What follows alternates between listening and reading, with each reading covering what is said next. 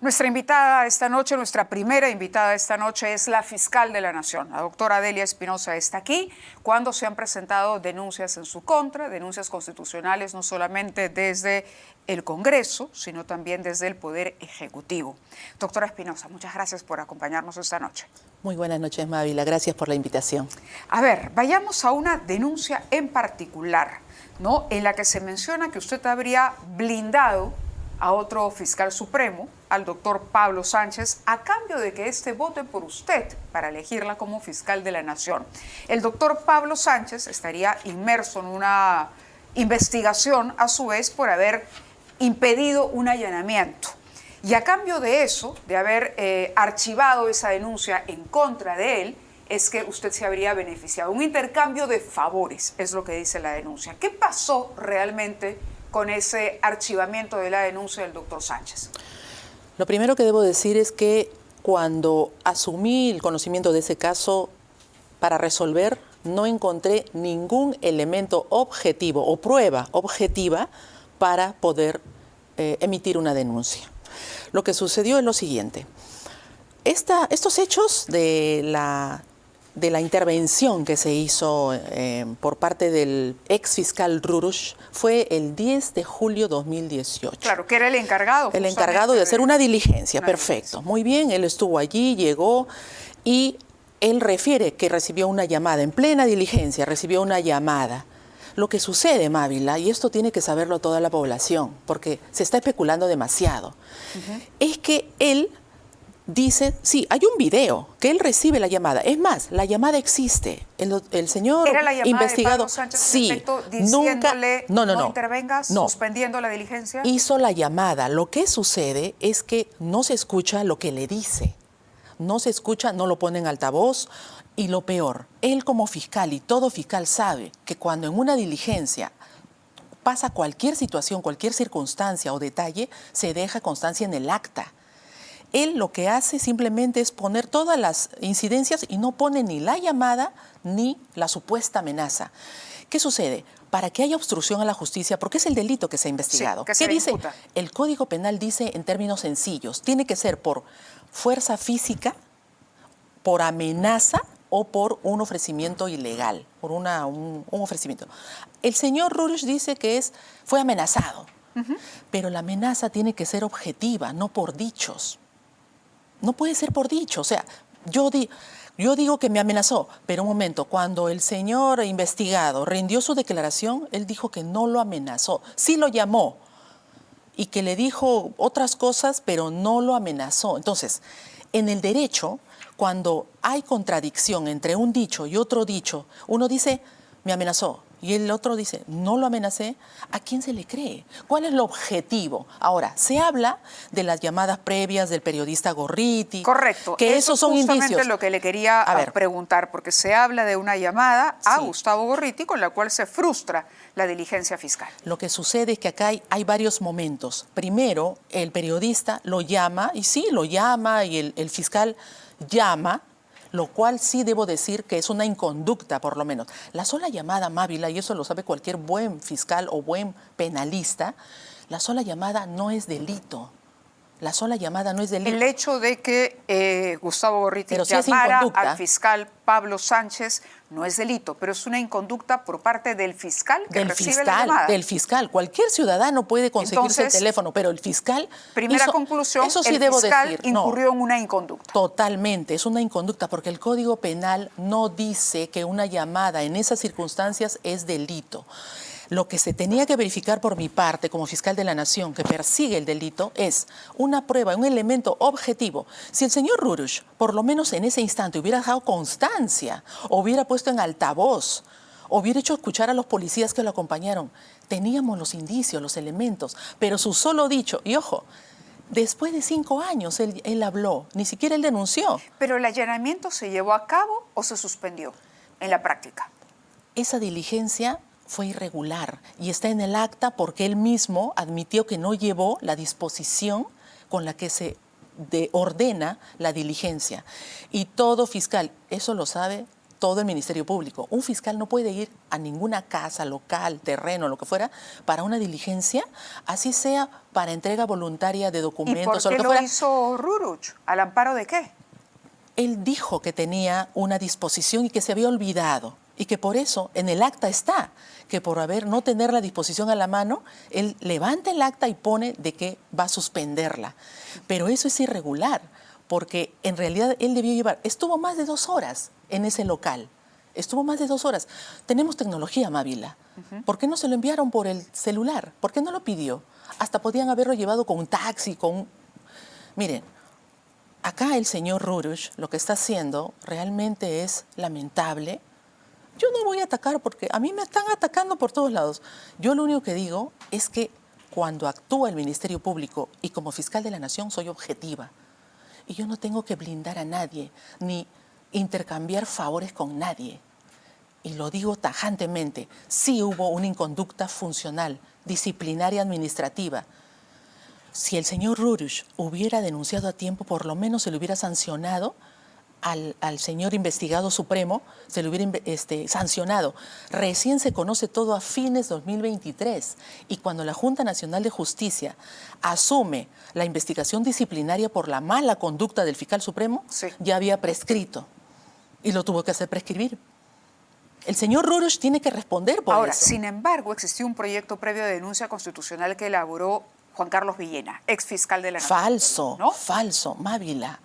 Cuando el señor ex fiscal supremo, perdón, fiscal de la Nación, interino, me hace entrega del cargo, en el acta de entrega de cargo no hay ningún proyecto que esté en ese sentido. Ni siquiera no me ha entregado nada y todo es formal. Acá no se trata de que te lo entregué a la mano, no, no, no. Siempre la costumbre cuando un fiscal reemplaza a otro o asume el despacho nuevo es que se entrega todo con acta debidamente detallado. Y respecto a esta carpeta del fiscal supremo investigado Pablo Sánchez, no hay ningún proyecto que se me hubiera entregado. Esa es una falsedad absoluta. Por favor, que demuestren, porque ya basta de mentir a la población. De acuerdo. Se tergiversa, no hay se miente audio mucho. Entonces de la conversación, porque aquí... No, hay un audio de todos los incidentes, sí, y sí hay el audio que el fiscal responde la llamada del fiscal. Claro, por eso le decía, pero no aquí se está escucha la conversación. amenaza. Ruruch dice, sí, dígame doctor, buenos días, ¿cómo está usted? Efectivamente, por disposición, dice él, de la Fiscalía Provincial, estamos llevando a cabo una diligencia de exhibición de documentos y posterior incautación. Sánchez le dice, suspende inmediatamente la diligencia o atente a las consecuencias. ¿Eso quién lo escuchó? Supuestamente solo Ruruch, nadie más. Mávila, ¿El material no existe? El dicho del fiscal que supuestamente amenazó no se tiene certeza y en el Código Penal dice bien claro, amenaza. ¿Quién escuchó la amenaza? Ya, le escuchó Ruruch, pero ¿cómo se prueba? ¿Solo por su dicho? Si el investigado dijo que no lo amenazó, que sí lo llamó y que le expresó preocupación, no recuerdo exactamente, pero él dice que no lo amenazó. ¿Quién llamó a quién? ¿Pablo Sánchez? A Ruruch, sí lo llamó. O sea, en efecto hubo una llamada interesada por lo que ocurría en el local. La sola llamada no es delito. Por favor, eso no está en el Código Penal descrito que un fiscal llame a otro. ¿Dónde está eso? ¿Qué dice el artículo de obstrucción a la justicia? Amenaza. Y la amenaza, hay jurisprudencia. Ahora, de que tiene que ser idónea, inminente, cierta. Claro, claro. Ahora, estamos hablando de un superior también y por eso, poniéndome de abogado del diablo, le diría, claro, pero el doctor Sánchez, ¿a son de qué llama? ¿No? Interesado por un allanamiento. Totalmente de acuerdo, okay, totalmente de acuerdo. Okay. Inconducta funcional y debió ser sancionado en su momento. Bien. Si Ruruch hubiera denunciado a tiempo, pero esto recién se conoce periodísticamente a fines del 2023. Eso sí es una inconducta, o no voy a calificar, pero el señor Ruruch no debió quedarse callado. Y él dice en su declaración, con esto voy a culminar, que él no hizo nada porque le entró temor, se sintió atemorizado, porque es fiscal de la Nación y lo podía cambiar, mover. El señor Pablo Sánchez dejó de ser fiscal de la Nación en el 20 de julio 2018. O sea, 10 días después de la diligencia asumió el doctor Pedro Chávarri. Correcto. Vayamos a otras denuncias también, porque usted está enfrentando varias. Yo decía, el ministro del Interior ya es conocido que la ha denunciado, pero son varias las denuncias que enfrentan en el Congreso. ¿Cuántas en total hay? ¿Denuncias constitucionales presentadas? Bueno, 4 que se están mencionando en estos días. Una de ellas es contra los 4 supremos por el reglamento que se emitió lo hemos conversado en algún momento antes, uno, y usted me dio los argumentos. Sí, el otro del señor Antibáñez, el otro de una congresista que también está denunciada por haberse ido con peculio, con dinero del Estado a la fiesta que hizo el señor Bazán en Trujillo. Esas denuncias, ¿usted ha cuestionado los procedimientos o no? No. Yo no cuestiono los procedimientos válidos que tienen en el Congreso. Porque ha hecho una crítica a las denuncias. No he hecho crítica. Lo que he pedido es que toda decisión, cuando se va a sancionar a alguien, y eso lo dice la Constitución, si se me pretende sancionar, lo único que yo solicito es que haya una motivación, es decir, argumentos, explicación, razones, una logicidad, ¿no?, en base al derecho, porque estamos en un Estado constitucional de derecho, no solo por la fuerza de los votos. Y con eso que los señores congresistas no se sientan atacados ni ofendidos. Pero pueden con la fuerza de los votos aprobar la denuncia constitucional. Eso es un defecto que existe y que debería corregirse, porque eso no es correcto, no está bien. Pero está expuesta a una destitución y a una inhabilitación, entonces. Pero tienen que sustentarlo. Y yo voy a hacer valer mi derecho. No estoy amenazando, porque por ahí alguien dijo que está amenazando. Yo no amenazo. Simplemente soy una mujer de derecho. Conozco mi espacio de acción y solo pido respeto. Respeto a la institución, respeto al debido proceso. Y uno de los elementos básicos del debido proceso es la motivación de resoluciones, sobre todo cuando se va a sancionar a un funcionario, a un ciudadano, como lo hacemos los magistrados. Así es. Vamos a escuchar las declaraciones del presidente del Congreso, que se ha referido a usted y le ha pedido cordialidad. Las recordamos a continuación, ponemos el video y regresamos con la fiscal Espinosa para su comentario. Las recordamos a continuación, ponemos el video y regresamos con la fiscal Espinosa para su comentario. Las recordamos a continuación, ponemos el video y regresamos con la fiscal Espinosa para su comentario. Tenemos las declaraciones del señor Salguana. Ahí estaban las declaraciones. ¿Eran? Señores de producción.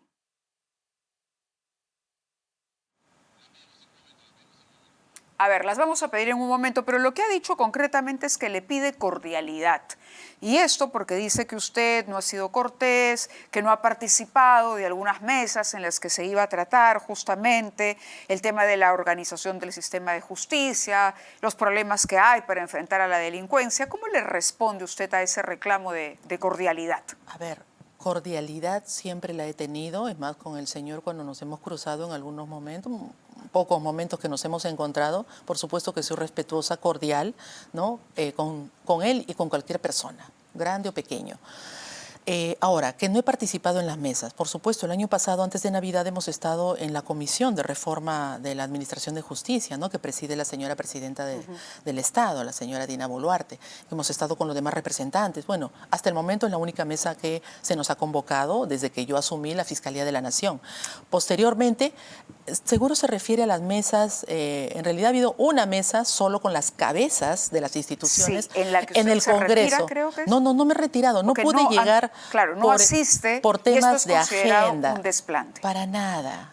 Tema de agenda, Mávila, tema de agenda. Yo tenía, justo ese día, tenía varias, una citación especialmente con, no recuerdo la embajada, pero se cruzaron los horarios.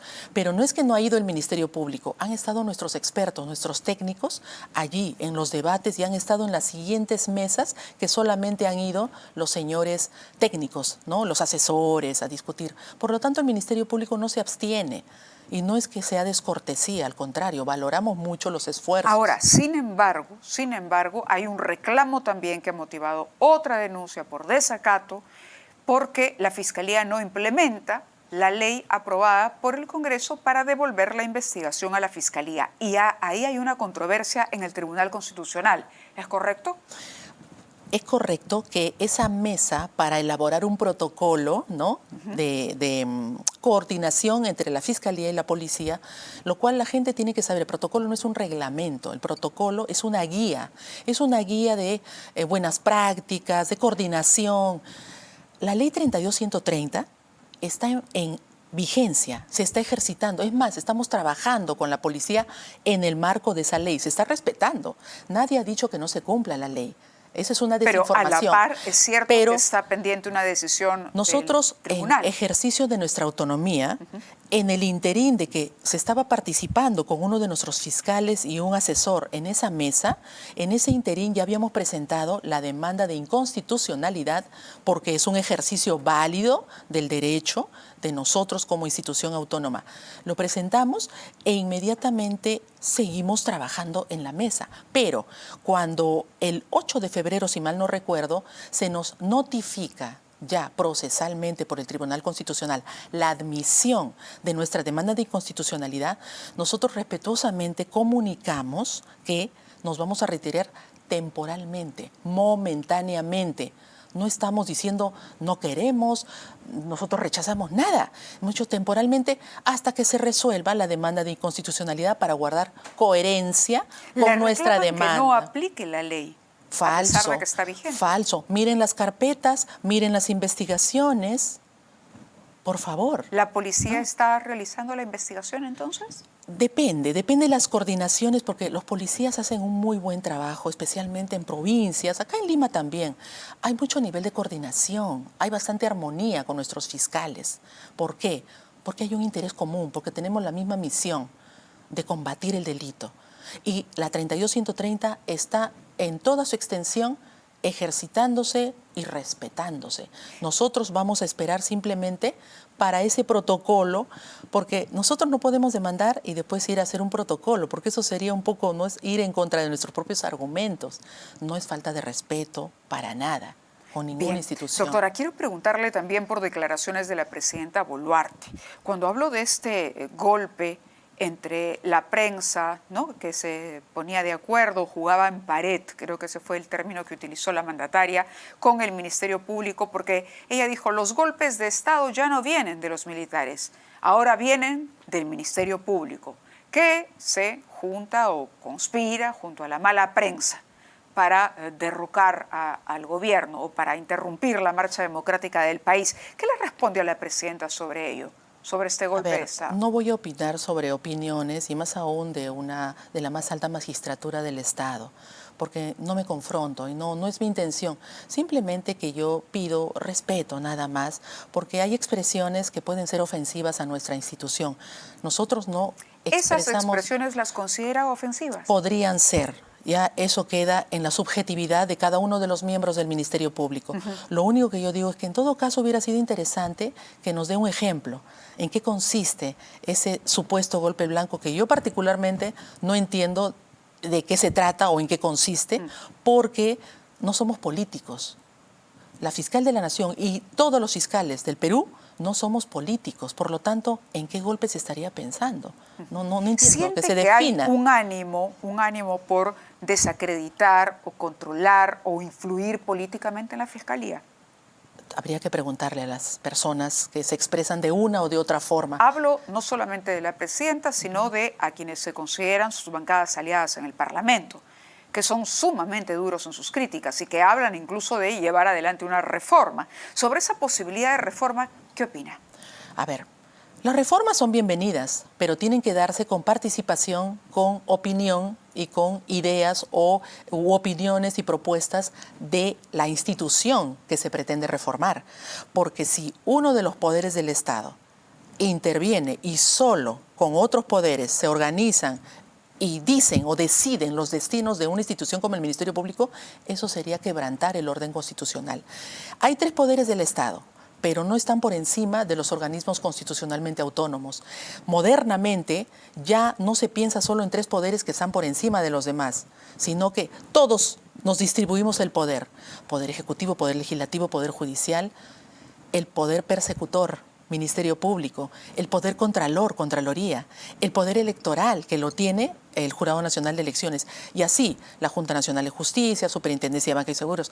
Todos tienen una cuota de poder, porque de eso se trata, por eso somos un Estado de Derecho, porque todos estamos equilibrados, balanceados, y hay controles y cada uno cumple su función. ¿Le han llamado desde el Congreso? ¿Le han invitado a participar de alguna discusión para promover esta reforma? Para Todavía no. Trabajo, Estamos esperando. Sí, la iniciativa no la rechazamos, pero que se dé en esos términos, porque estamos, repito, en un Estado constitucional de derecho y somos los primeros interesados en fortalecer, y si hay que hacer algunas reformas, bueno, las conversaremos democráticamente. ¿En qué situación se encuentran las carpetas fiscales de la presidenta Dina Boluarte? A ver. Usted dio un número, además. Sí, son 34 en total. Estamos con algunos ya archivos, ¿sí? Yo dije investigaciones en general, para demostrar de que no en todas se le está importunando y quitando el tiempo. Algunas que ya estén a punto de ser archivadas? No podría adelantar, Okay. Me disculpa, bueno, por favor. Yo sé, pero le hago igual la pregunta. Solamente para graficar de que hay varias que posiblemente sean archivadas, e incluso, si mal no recuerdo, hay algunas que estamos archivando y notificando, entonces, con absoluta objetividad. Sobre todas esas 34 hay unas 6 o 7 que sí concitan, por la naturaleza de los hechos que se están investigando, concita mayor, digamos, relevancia, y son por algunas de las cuales que la estamos llamando, porque es necesario contar con la versión de la señora presidenta.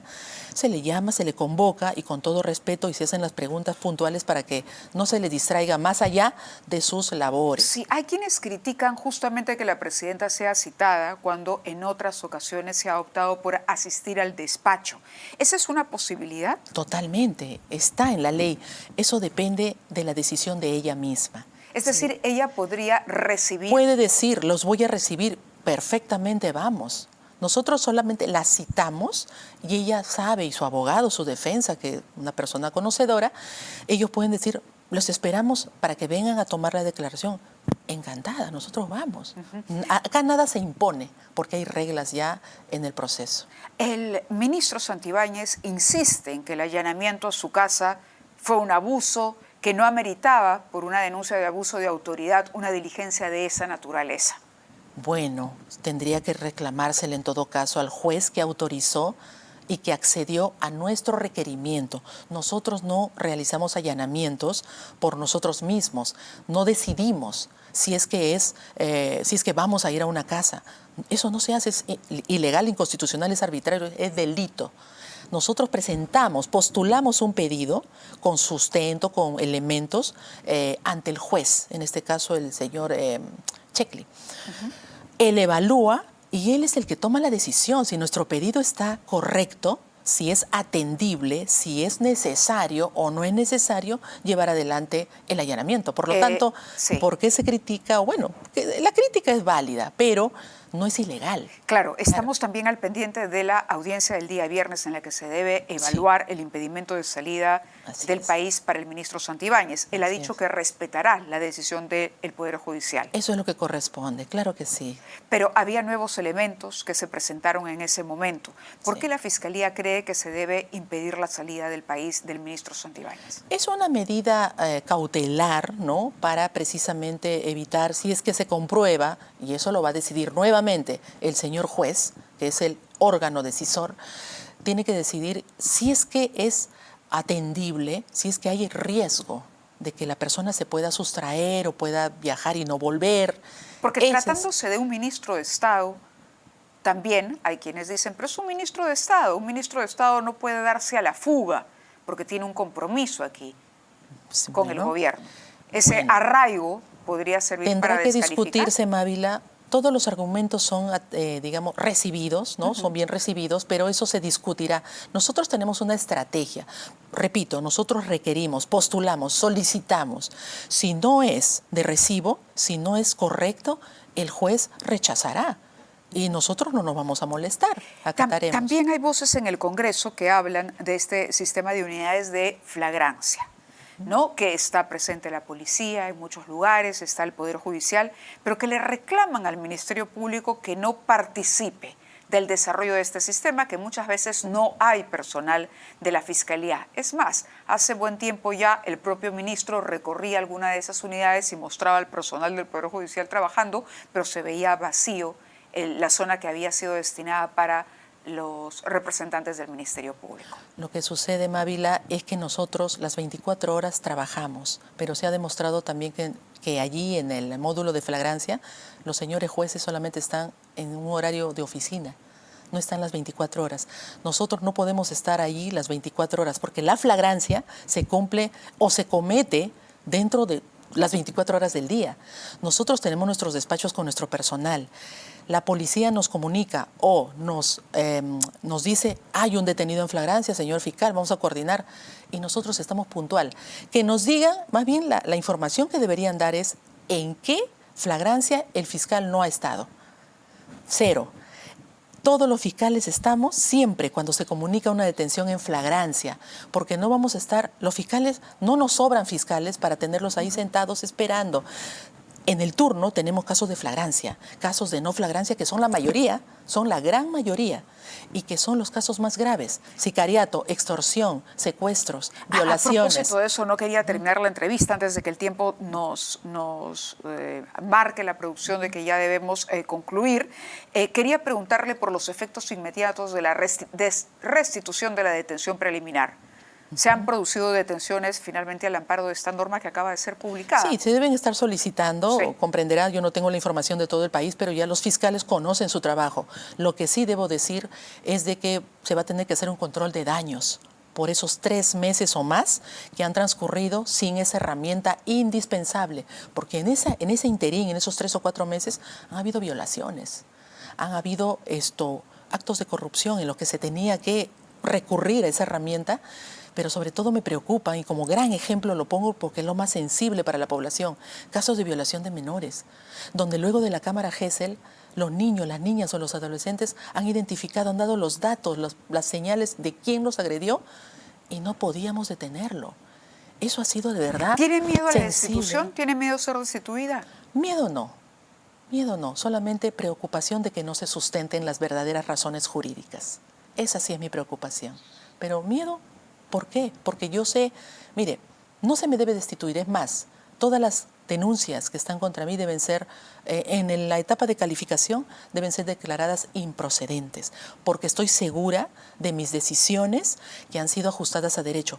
Si se me va a destituir por haber cumplido mi rol constitucional, porque estoy para perseguir el delito, no a los colores, a los partidos, ni a cualquier persona por su nombre o apellido, no, por su condición, no. Yo lo que he hecho es sustentar, y ahí están los documentos que hablan por sí solos. Claro, pero yo le reitero, en el Congreso los votos cuentan. Y si hay votos, como se puede medir una cierta animadversión, digamos, un cono contra la Fiscalía, tomando en cuenta nada más el número de congresistas que están siendo investigados, más la actitud del Ejecutivo, digamos que esa destitución Mávila, puede ocurrir. Mávila, puede ocurrir, pero no puedo dejar de investigar. Si yo dejo de investigar, entonces estoy incumpliendo. Eso sí sería delito y hasta infracción constitucional. ¿Y qué pasos tomaría usted? A ver, ¿pasos en qué sentido? En el sentido de cómo respondería usted a que finalmente se apruebe eso. Vamos a verlo en su momento. Yo no preferiría especular ni adelantarme todavía a los acontecimientos. Lo único que digo, que yo estoy haciendo mi trabajo, porque no voy a demorar carpetas, no voy a hacer que prescriban, no voy a esconderlas, no las voy a encarpetar. Hay plazos, Mávila, como en el caso del doctor Pablo Sánchez. El plazo estaba vencido, de la investigación estaba vencido desde agosto del año pasado. Desde agosto del año pasado estaba vencido el plazo. Me entregan la carpeta en noviembre, cuando yo asumo. Lo que me tomó el tiempo entre tantas carpetas ya estaba vencido. Y si yo me demoraba más, también me podían denunciar por retardo. ¿Me entiende? Entonces, yo estoy tratando de, procuro de no demorarme y sobre todo de no dejar escapar el momento. Si hay un presunto delito con elementos objetivos, tengo que denunciar. ¿Eso aplica también para las carpetas que involucran a la presidenta? A cualquier funcionario, porque ese es mi rol, investigar a los más altos funcionarios del Estado. Pero digo, el cumplimiento de los plazos. Todo, por supuesto. Y los abogados, y sobre todo con esto termino, y gracias por el tiempo, la Procuraduría Pública del Estado, nadie la menciona. La Procuraduría Pública está atenta, siempre es notificada de cualquier diligencia, momento procesal y sobre todo cuando hay archivo o denuncia constitucional. Cuando hay un archivo, como tanto se comenta el doctor Pablo Sánchez, la Procuraduría ya pasaron más de 2 meses, se dio por bien notificada y eso quiere decir de que está conforme con nuestros argumentos, porque de lo contrario hubiera pasado como con el caso de las pruebas rápidas del expresidente Vizcarra, que la Procuraduría promovió una nulidad. Correcto. La pudo haber promovido en este caso también, pero no lo hizo. Quiere decir, la Procuraduría, defensora de los intereses del Estado, está conforme con lo que hemos analizado objetivamente. De acuerdo. Sí. Muchas gracias por haber estado con nosotros. Ha sido la fiscal de la Nación, la doctora Delia Espinosa. Muchas gracias. Muy buenas noches. Vamos a ir a la pausa y vamos a volver con Carlos Neuhaus, presidente del PPC, pero hablaremos también, por supuesto, del proyecto Legado. Regresamos.